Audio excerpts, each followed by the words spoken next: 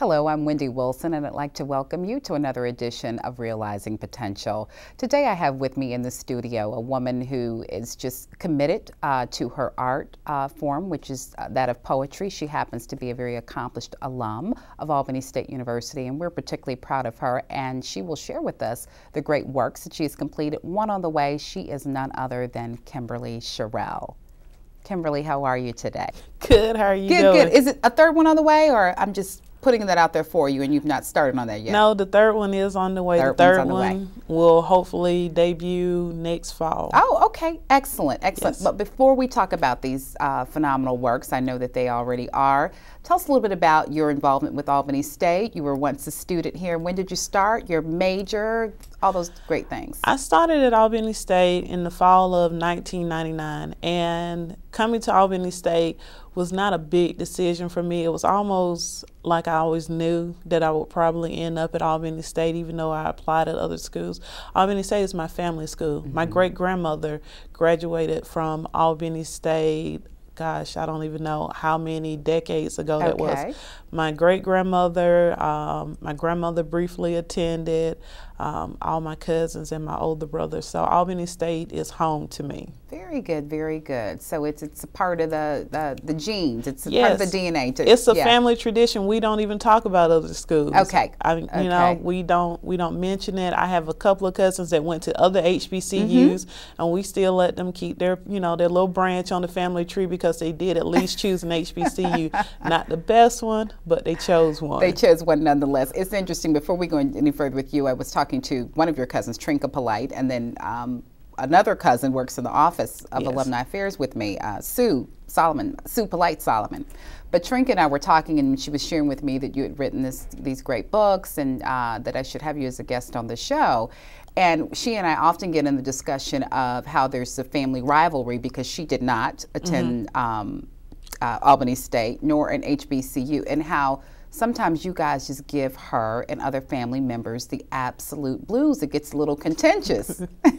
Well, I'm not one of those that taunts Trinka. I told her everybody's allowed at least one mistake in their life. I gotcha. But I always push an HBCU just because you're talking about a university that was established just for you.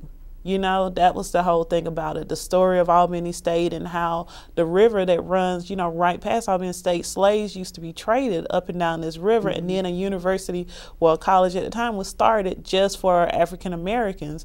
I feel like there's some great history there. I feel as though it's almost bloodly connected to HBCUs.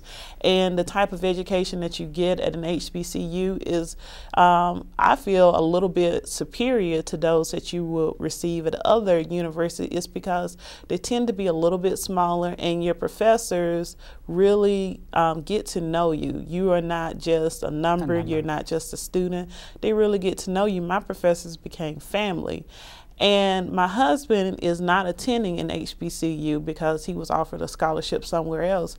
And just actually looking at the type of curriculum that they offer him, how he's treated by professors at times, the classwork, to me, I feel like he's missing out on some important values that you receive at an HBCU as far as learning the history of your people, really having professors that understand the dynamics of your family. When I attended Albany State, I took the Black church, the Black family, and those were key classes to me because it really sort of helped me understand the dynamics within my community as far as where I was living, the church, and the roles and things that as, typical African Americans, how things sort of go. So I feel like by him attending and he's learning about traditions that were not established, for African Americans or any minority at that, I feel as though there's a little something missing in there. There's just that little,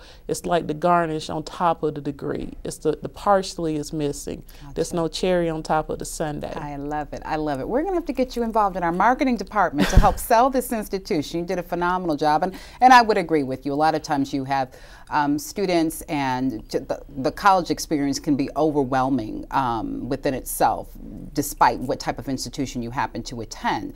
But if there's an opportunity for you to be in an environment where there's nurturing and there is a direct vested interest and you can directly connect, that makes, and studies have indicated, it makes a huge difference in the matriculation and even retention and graduation rates of students. So it does completely. The classmates that came to Albany State with me, we all finished within 4.5 years. The classmates that went to other traditional schools in the area struggled more than we struggled. Sure. And I don't think that it was just because maybe their curriculum was a little bit harder, but I can remember times where I had, you know, things going on in my family, things going on outside of the classroom that were impacting how I was able to perform in the classroom, and I was able to talk to my professors about it, and they were not just empathetic, but at times they were a little bit sympathetic, and they were able to sort of modify some things that would accommodate me, because the end goal, I feel, of any institution is for a student to be successful, and you cannot ignore that individuals have lives outside of the classroom. Sure, sure, and that certainly speaks to what you said earlier, because the classrooms were so smaller. Yes. Then the instructor or the advisor, whomever it is, professor, has a better opportunity to connect and engage with you, as opposed to